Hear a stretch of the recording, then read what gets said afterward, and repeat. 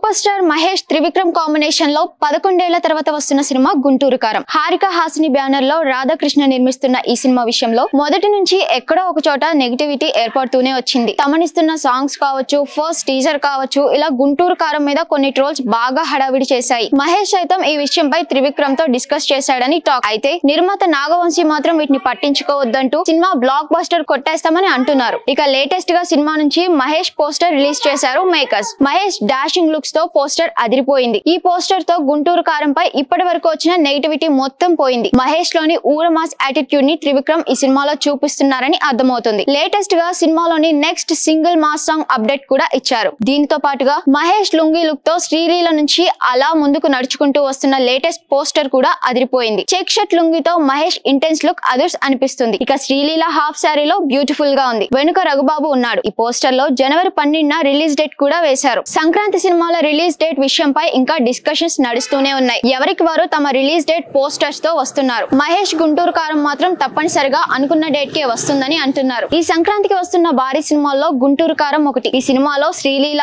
Meenakshi Chowdary heroines గా నటిస్తున్నారు. సినిమాల్లో Mahesh mass look super star fans కి ఫీస్ట్ అందించడం పక్కా అని చెబుతున్నారు చిత్రం యూనిట్. సంక్రాంతికి గుంటూరు కారంతో పాటు రవితేజ ఈగల్, వెంకటేష్ సైందవ్, నాగార్జున నాసామిరంగా, తేజ సజ్జా హనుమాన్ సినిమాలు వస్తున్నాయి. ఈ సినిమాలన్నీ భారీ అంచనాలతో వస్తుండగా సంక్రాంతి విన్నర్ గా ఎవరు నిలుస్తారన్నది ఆసక్తికరంగా మారింది.